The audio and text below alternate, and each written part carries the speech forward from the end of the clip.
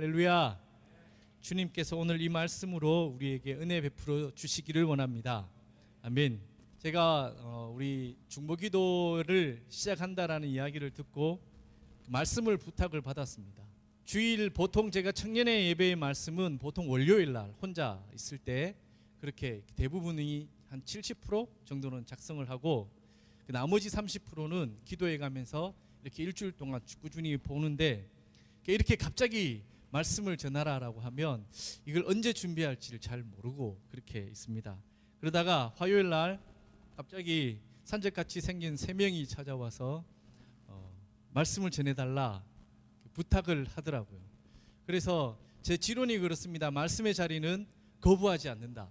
왜냐하면 제가 존재 이유가 말씀을 전하는 것이기 때문에. 그래서 흔쾌히 하겠다라고 하면서 돌아오면서부터 걱정을 했습니다. 이건 무슨 말씀을 전해야 될까? 무슨 말씀을 전해야 될까? 이게 고민하다가 잡은 말씀이 그때 화요일 저녁 늦게 집에 가서 혼자 묵상하다가 기도하는 중에 느헤미야 말씀이 기억이 나더라고요. 아, 그래. 이 땅의 부흥도 그렇고 미얀마 땅의 새로움도 그렇고 이 바로 느헤미야의 기도를 통하여서 새롭게 할 수 있겠다라는 확신이 들었고, 그래서 제가 느헤미야 말씀을 잡았고, 저는 오늘 이 느헤미야가 어떻게 기록되어 있는지 배경과 함께 느헤미야의 기도를 통하여서 우리가 해야 될 기도가 어떤 것인지만 잠시 간략하게 한번 살펴보려고 합니다. 혹시 여러분 이스라엘의 솔로몬이 지나고 르호보암 왕이 되면서부터 남북이 갈려졌다는 사실은 알고 계시죠? 남북이 갈려지고 난 다음에 북쪽은 10개의 지파가 모여서 북이스라엘이라는 나라를 형성하고 남쪽은 2개의 지파, 유다 지파와 베냐민 지파가 모여서 남유다라는 나라를 형성하게 됩니다. 그리고 이 남유다는 다윗의 계열에 다윗의 왕들이 끊임없이 대물림해서 그렇게 왕들이 이어가지만 북쪽 이스라엘은 끊임없이 반역으로 새로운 왕들이 그렇게 이어져 갑니다. 그러다가 BC 722년쯤에 북이스라엘은 아수르의 침공으로 인해서 완전히 멸망해버리고, 그 사람들은 아수르의 정복 정책이 뭐냐면 혼혈 정책을 썼던 것입니다. 그래서 이방 민족을 끌어오고 여기 있는 사람들을 데려가고 해서 같이 섞인 그 혼혈 인간을 만들어서 생긴 지역이 지금 우리가 알고 있는 신약 시대의 사마리아라는 지역이 그래서 생기게 되는 것입니다. 722년에 완전히 북이스라엘은 멸망해버리고, 그런데 남쪽 유다는 그나마 하나님의 말씀을 듣는 믿음의 왕들이 존재했기 때문에 조금 더 유지가 되었습니다. 그때가 언제냐면 587년, 남유다가 멸망했는 연도수가 587년입니다. 그 뒤는 바벨론에 의해서 완전히 멸망해버리고 예루살렘 성전도 불타버리고 성벽도 무너져버리고 거기에서 있었던 아주 유명한 똑똑하고 율법을 해석하고 사회 지도층들은 모두 다 끌려가서 디아스포라, 멀리 있는 나라에 끌려가 버리고 마는. 그래서 이사야 선지자가 말했죠. 남아있는 자에게 복이 있을 것이다. 그들을 통하여서 이스라엘이 다시 회복할 것이다 라는 그 하나의 예언만 믿고 그렇게 기다렸던 것이 누구냐면 이스라엘 백성들이었습니다.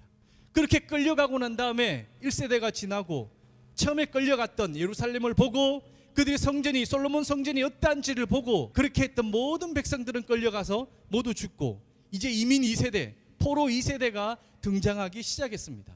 그러면서 한둘 그의 아버지로부터 그의 할아버지로부터 들었던 예루살렘의 이야기를 듣고 우리가 가야 할 땅이 예루살렘 땅이다 라는 것을 사모하기 시작하면서 우리가 그곳으로 가야 되겠다 라고 하면서 고레스 왕을 통하여서 스룹바벨이라는 사람이 먼저 돌아온 것이 1차 포로 귀환입니다. 그때가 언제냐면 BC 538년에 일어납니다. 그 스룹바벨에 와서 했던 첫 번째 일이 뭐냐면 예루살렘의 성전을 건축하는 일, 하나님에 대한 신앙을 회복하고 예루살렘 성전을 건축하기 위해서 그들이 그렇게 노력했지만 주변의 사마리아 지역 사람들이나 주변의 여러 가지 많은 이방 민족들의 방해로 인하여서 그 성전은 쉽게 건축되어지지 않습니다. 그러다가 2차 포로 귀환이 일어나는데 그 2차 포로 귀환을 주도했던 사람이 누구냐면 학사 에스라라고 하는 여러분이 알고 있는 그 에스라에 의해서 2차 포로 귀환이 일어납니다. 그렇게 성전이 건축이 중단되어 있던 그들에게 다시 한 번 더 성전의 건축을 일으키고 성전의 붐을 일으켰던 사람이 누구냐면 바로 이 에스라로부터 성전이 다시 건축되어져서 완공이 되고 맙니다. 그때가 언제냐면 BC 458년쯤의 일이었습니다. 그리고 난 다음에 한동안 얼마 지나지 않아 다시 3차의 포로 귀환이 일어나는데 그때 주도적으로 일어났던 사람이 누구냐면 이 느헤미야라는 사람이 그때 일어납니다.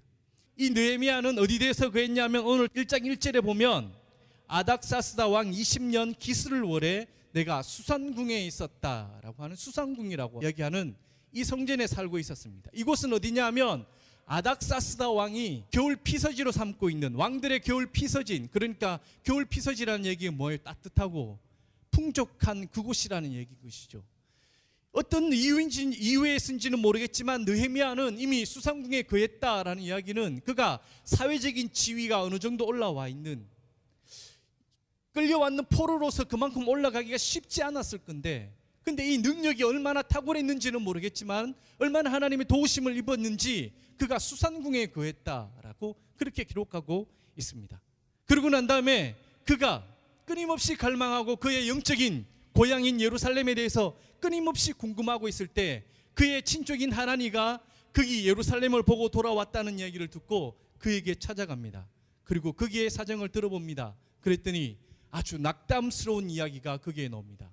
예루살렘 성전은 불타버렸고 성벽은 무너져 버려서 거기에 남아있는 사람들은 여러 가지 이방 민족들로 인해서 황폐하게 그렇게 살아가고 있다. 인간 취급도 받지 못하고 살아가고 있다는 이야기를 느헤미야가 그때 듣는다는 이야기죠.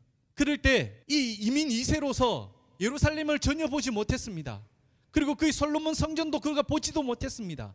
그러나 그의 아버지가 해주셨던 말씀, 그의 할아버지가 해주셨던 그 말씀을 듣고 내가 가야 될 곳은 어디냐? 바로 그 예루살렘이라는 것을 꿈을 키워왔기 때문에 그 예루살렘의 이야기를 듣고 난 다음에 느헤미야가 엄청나게 마음이 아파왔던 것이죠. 그래서 했던 첫 번째가 뭐냐면 내가 다시 돌아가야 되겠다라는 계획을 세우기도 전에 그가 했던 것이 뭐냐면 주님 앞에 무릎 꿇고 기도하는 것이 첫 번째 그가 했던 일입니다. 그게 바로 4절, 5절, 6절, 7절, 8절, 9절, 10절, 11절까지 나오는 게 바로 느헤미야의 기도의 내용이었습니다.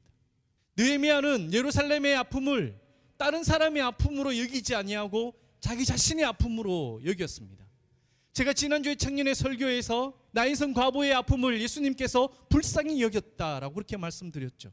그 불쌍히 여김이 어떤 여김이었습니까? 그냥 삼자의 아픔이 아니라 바로 자기 자신의 아픔으로 여겼기 때문에 예수님께서는 그 여인의 아픔을 보시고 죽은 아들을 살려주시고 그 죽은 아들을 어머니에게 선물로 주셨다라고 그렇게 제가 말씀을 드렸습니다. 오늘 느헤미야도 그 예수님과 동일한 마음을 가지고 비록 알지도 못하고 가보지도 못하고 한 번도 보지도 못하고 들은 적만 있었던 그 예루살렘의 황폐함이 곧 자기 자신의 아픔으로 다가왔다는 것입니다.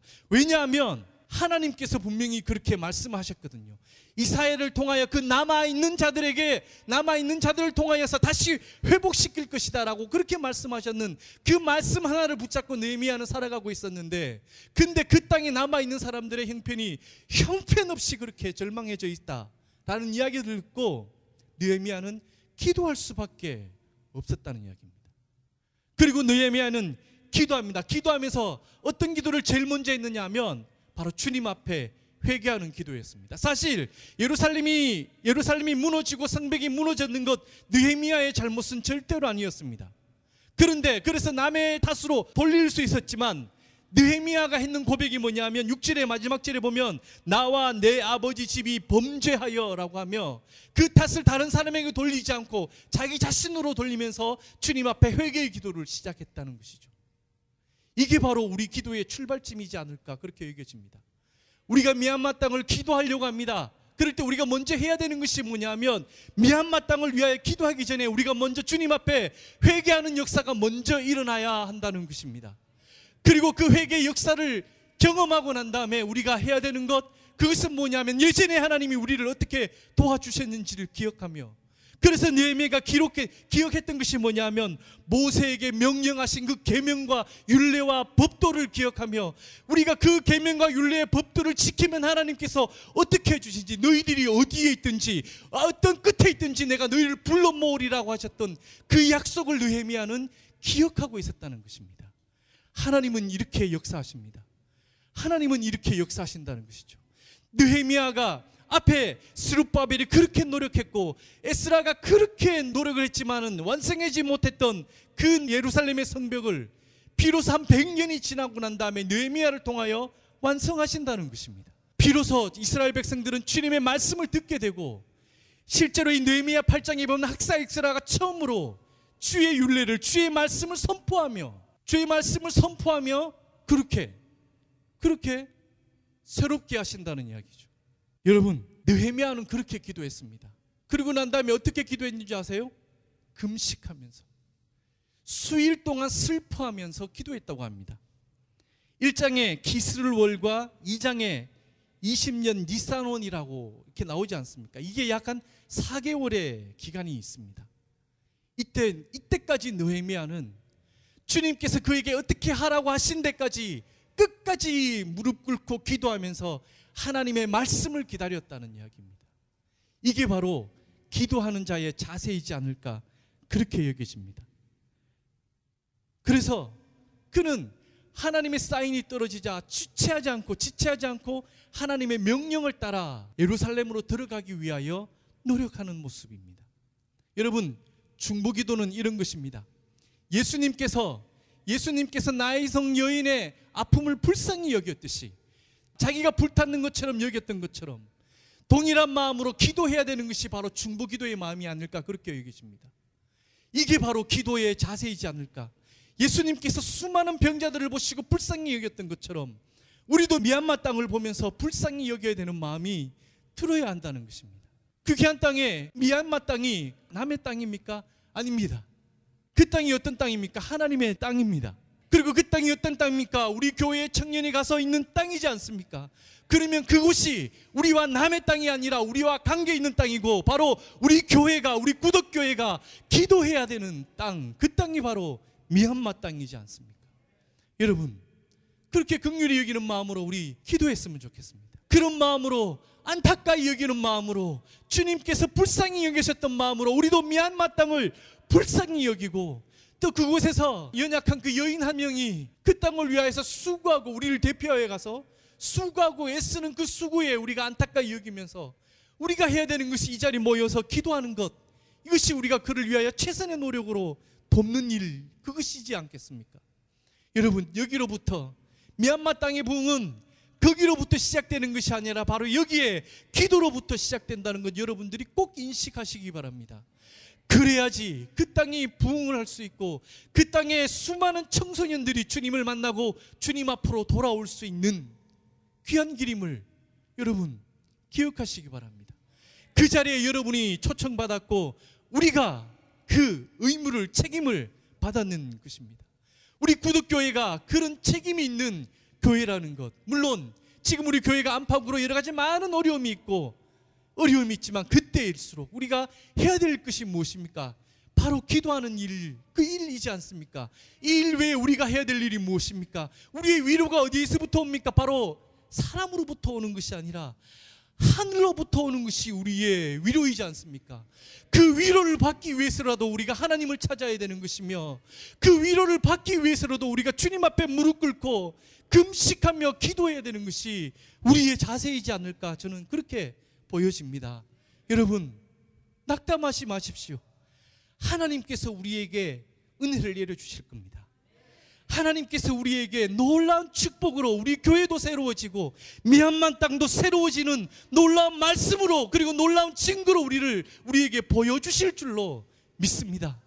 여러분, 그 자리에 우리가 있다는 것, 많은 사람이 모이지 않아도 좋습니다. 여기 있는 사람들만이라도 우리가 우리 교회를 위하여서, 또 미얀마 땅을 위하여서 기도한다면 하나님께서 그 보좌를 움직이셔서 온 나라를 진동시키고 온 교회를 진동시켜서 새로워지는 놀라운 역사를 우리에게 허락해 주실 줄로 믿습니다. 그런 마음으로 우리 기도했으면 좋겠습니다. 그런 마음으로 우리가 주님 앞에 나와, 하나님, 우리가 여기 있습니다. 하나님, 우리를 불쌍히 여겨 주시옵소서. 주님, 우리를 불쌍히 여겨 주셔서 우리가 주님 앞에 먼저 바로 서기를 원하옵고, 그 바로 선 그 마음으로 우리가 주님 앞에 간절히 기도하기를 원합니다라고, 그렇게 주님 앞에 기도하기를 원합니다. 우리 이 시간 우리 한번 기도했으면 좋겠습니다.